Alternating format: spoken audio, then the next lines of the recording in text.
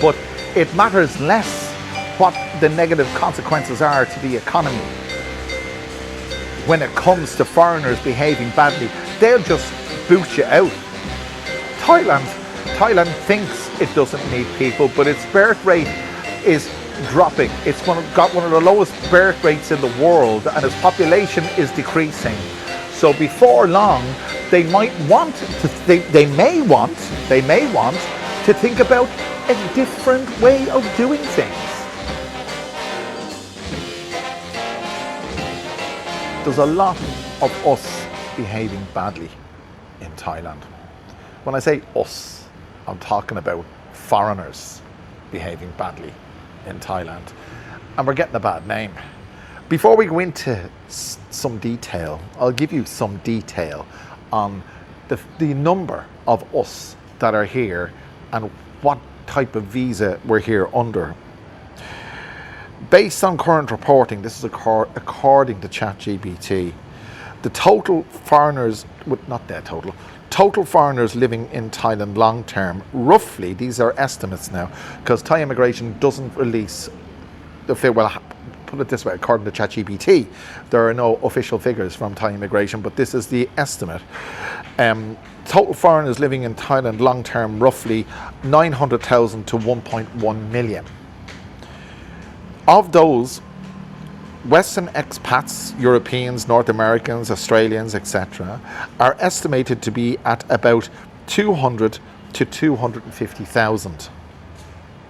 Retirement visa holders alone are estimated at 100,000 plus, though not all are Western. Marriage visa holders are much harder to track, but expat analysis generally estimate 40,000 to 80,000, again across all nationalities. A rough working estimate for Westerners, specifically on retirement and marriage visas, would probably be 120,000 to 180,000 people. There you go. That's the amount of us that are here. And a very small amount, not of us, that doesn't include, obviously it's not tourists. From what I hear, the people, the foreigners causing trouble seem to be tourists. We're getting into trouble.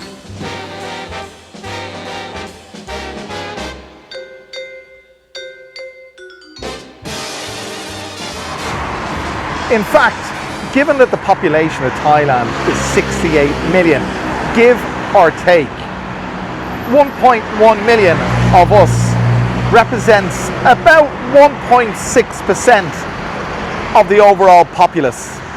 I know we're not strictly speaking part of the population of Thailand, i.e. we're not citizens, but we are part of the populace. That's not an insignificant amount of people. And the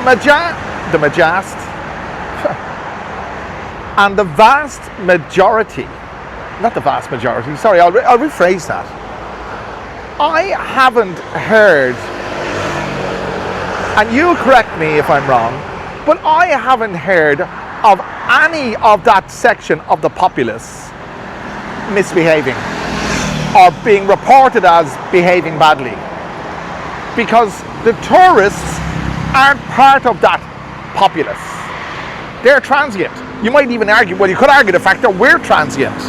Well, everyone is transient because no one's going to be here forever, no matter where they are. If I make a distinction between tourists and expats living here, to say that the expats don't cause problems, we do.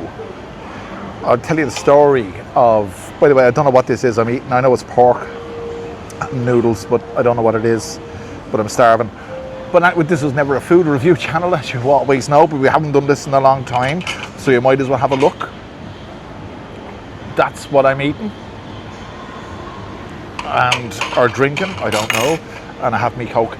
But I'll tell you the story of an expat that did cause a problem. This happened within the last 6 months, and it didn't hit the news. It didn't make the news because, well, not because, I don't know why. It didn't make the news, but how do I know?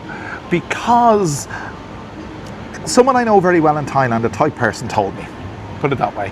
I actually was there when they got the phone call about this, and I heard it. I can understand a lot more Thai than I can speak, but it was about an Australian fella I think he's in his 70s. Well, he was late 60s anyway. This is the impression I got from, hang on. Oh yeah, that's okay. That's okay. That's very okay. Now, I could be wrong in the details, but apparently this Australian, now I could be wrong, I think it was Australian, but it doesn't really matter. He was a Western foreign. I don't know if he was an expat living here or he was a tourist, but he went to an ATM on Soy 11 Sukhumvit, and he apparently, I don't know, again, the full details, I'm just saying this is what I gathered, he couldn't get money out of the machine, so he decided to destroy the machine, to break it so he could get money out. As far as I know, there was an arrangement made, an agreement was reached between him and the bank, that they were satisfied with him by him reimbursing them the cost of the ATM or something like that. You can treat that as hearsay, but it actually happened. Well, apparently it happened because I heard the conversation. So I'd say there's a lot goes on in Thailand with regards to expats and or tourists, let's say foreigners, that you don't actually hear about. I wouldn't say it's only the tip of the iceberg, but you don't hear, well, that didn't make the news. I'm saying there's lots of stuff that doesn't. But having said that, I've experienced absolutely zero animosity from Thais, no matter how many reports are made about foreigners behaving badly. I heard on a very reputable YouTube channel that in the last 2 days that the Thai authorities, I'm using my words carefully, the Thai authorities are now looking at expediting, fast tracking the deportation of foreigners who behave badly. You know, if Western governments would take the same line with foreigners behaving badly, especially in Ireland, especially in my country, every day I hear, and I won't go into detail, it's a lot, these are serious things that are happening in Ireland and elsewhere in Europe as a result of immigration, let's say. But nothing really seems to be done on a wide scale to counteract this. Well, the Thais are getting fed up with it. And we should be getting fed up with it too. Because, oh, by the way, on that reputable YouTube channel, the person who was talking said that this is a new thing. Somebody said in a comment to him that it's only more prevalent because of the fact of social media. But he made reference to the fact that 10, 15 years ago, if you heard of a foreigner behaving badly, it would be big news. Like, it'd be like, it was snowing in Bangkok. That kind of scale. We have no obligation to society in general to behave well, but we have a duty to society to behave well. I feel duty bound to monitor my behaviour in Thailand. We're talking about road rage, we're talking about people skipping you in a queue, various little niggly things that happen. It happens all the time, being skipped in a bloody queue in 7-Eleven. But I just bite me tongue. There's no point in getting into a stressful altercation with someone. It's not worth it. It's not worth it for you. It's definitely not worth it for them. Well, it's just not worth it. This is so worth it. I'll tell you what I'm going to do. I'm going to finish this. I'm going to buy some gin because we're on the. I haven't drank gin in over a month. And we're going down to Bansang with all her family tomorrow. This is for regular viewers of the channel and everybody else. I mean, the regular viewers of the channel will know about her family. But she's paying for the hotel with her brother, who is let's say, very well off. And I think there's about, from what I can gather, and I'll only know tomorrow, there's about 20 people coming, including her mother, who's 97.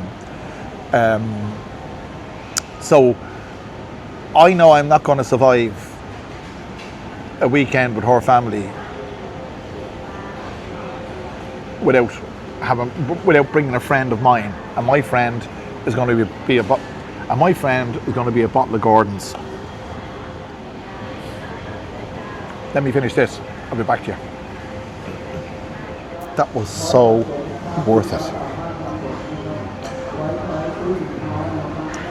Do you know when you have something to eat when you're hungry and it just hits the spot? But that wasn't one of these occasions, or this isn't one of these occasions.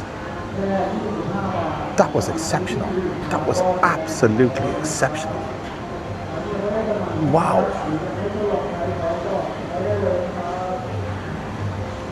You're exceptional. And I want to thank each and every one of you for helping me out and buying me a coffee. There you go there, lads. Thanks so much. I really appreciate it. You guys are the ones where you all give me encouragement and inspiration to keep going on this channel. But helping me out and buying me a coffee, I can't express how grateful I am to each and every one of you who've done so. If you want to do that, you can scan the QR or click the link below in the description. I'll be so grateful. I have a lot of critics, by the way. This is a side note on this, that I behave badly, that I drink too much. I haven't drank gin in a month, and as I said, the reason I'm doing it now is to have something. I don't want to be, I don't want to be drinking beer. I just want to change.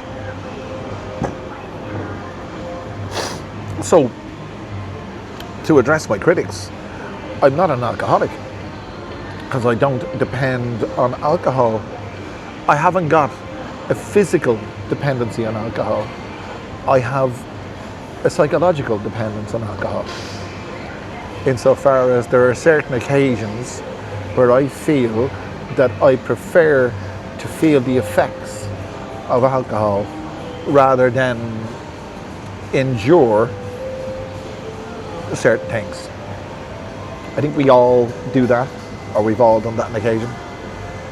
The foreigners who behave badly, usually alcohol is involved. Especially, certainly that fellow smashing up the ATM. That's not something you do in your 60s or whatever the age you are. Late 60s, so let's say late 60s. That's not something you do in your late 60s if you were sober. It's not something you do in your late 60s at all.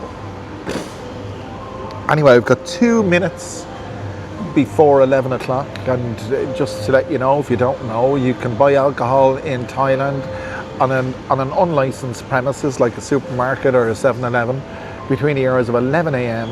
and 12 midnight, 7 days a week.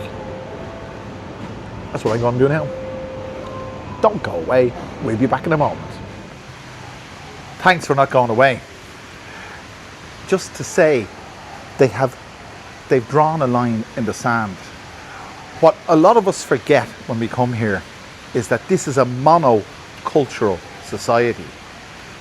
And what's happened is that I said earlier that this has been going on. I said earlier that a certain YouTuber has said that this has not been going on forever. This is a new thing. I kind of contest. After having said that, I kind of contest that. I think it's because of social media that all the unruly foreigners doing unruly things, you can see them more readily on social media, and that's why it's more prevalent, or that's why it seems to be more prevalent. But regardless of any of that, they're just not going to put up with it anymore. Hello, kids. They're just not going to put up with it anymore. The individuals that come here thinking that they can do what they want in the way that they want and disregarding Thai values and Thai culture, well, their days are numbered. Part of this, it's an absolute zero tolerance, zero tolerance to foreigners misbehaving badly. I just want to say, there's a disclaimer, to repeat my disclaimer. This is my opinion. I derive my opinion. I come to my opinion on what I perceive, on what I take in, on what I learn. But I said earlier that it's a pity that Western governments don't adopt the same policy of zero tolerance to foreigners misbehaving. I agree with that, and I said that in my country it's exactly the same thing, but the government doesn't listen to the people. But the difference is, Thailand has a population of 68 million. The Republic of Ireland, where I'm from, has a population of just under 6 million. The entire island is just over 7 million. But the difference is, Ireland needs people. And it's a shame that because of the fact that we're accepting this influx of foreigners, we're getting these foreigners who are behaving badly, there are many, many YouTubers reacting to the fact that foreigners in Ireland are behaving badly. I think they are all xenophobic, but that's just my 5 cents worth. But I understand to a degree where they're coming from. In Thailand, the Thai people are doing the same thing, but the difference is the government are listening to them. Because this is a monocultural country, it's a monocultural society, and they want to maintain the status quo because they can, because it's got 68 million people, they can support their own economy. Ireland, unfortunately, doesn't have 68 million people and needs immigration to fire, to ignite the economy and maintain it. But I'm not saying that I would ever tolerate what's going on over in Ireland, but we need to weather the storm. We need to understand that just because some foreigners are behaving badly, it doesn't mean we should close the door for all. And the Thais aren't doing that either. They know that tourism represents a huge proportion of their GDP. I'm not going to name a figure because I don't want to get corrected, but it represents a huge proportion of their GDP. So they're not going to shoot themselves in the foot, but they have to put their foot down to maintain the integrity of this wonderful country. And I hope they do. So the individuals that come over here and, as we say in Ireland, act the maggot, well, their days are numbered. I heard one thing, or I read one thing, I'm not going to quote I'm not going to cite where I saw it, but I'll just say that you can be deported for as little as driving a car or a motorcycle, or riding a motorcycle without a valid license. That's how far the Thai authorities are going with this. I'm deliberately not naming any nationalities because I think it's wrong to generalize. But when all's said and done, Thailand is putting its reputation before its economy. That's the way it seems. That's the way it seems. And you know, that's Thai culture. A Thai woman will ride a motorcycle side saddle, which is extremely dangerous, but she'll put her dignity before safety. That's the way these people operate. That's the way they operate in a different way. But listen, but it just goes to show that it doesn't matter what the negative consequences are. Well, it's probably wrong to say it doesn't matter, but it matters less what the negative consequences are to the economy. When it comes to foreigners behaving badly, they'll just boot you out. If you don't want to be booted out, all you got to do is follow the rules. That's it. Simple as that. And following the rules when it comes to relationships can be a difficult thing. But if you're in the market for a relationship, Thai Date VIP is a great place to go. Thai Date VIP is a website that's run by a friend of mine, a good friend of mine from France. He lives in Hoi Hin. Many viewers to this channel have met their wives, I was going to say future, have met their wives and or girlfriends on Thai Date VIP. It's a fact. So if you're in the market for a relationship in Thailand, click the link below to Thai Date VIP. You won't go far wrong. Register and see what's out there. Talking about being registered, we are all registered in Thailand, and we all need to be aware of the fact that if you put a foot wrong, if you insult Thai culture, if you behave in a way that degrades Thailand, if you do something that's considered wrong, you're going to end up in hot water.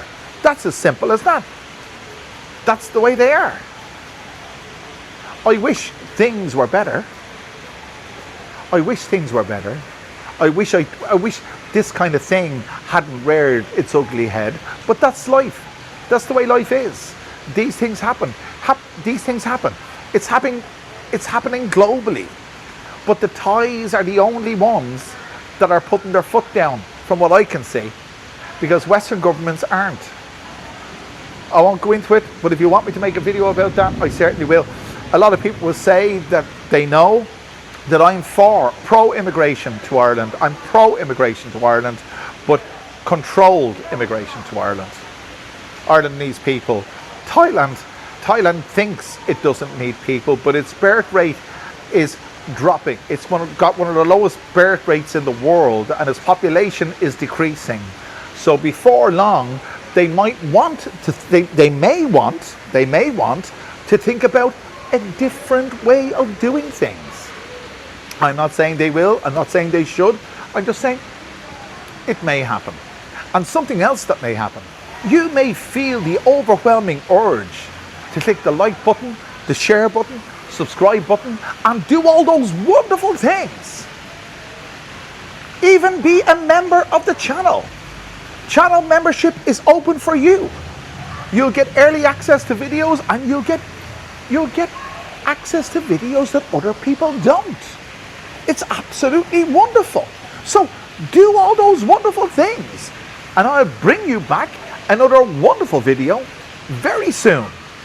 Thanks for joining me, and don't misbehave in Thailand.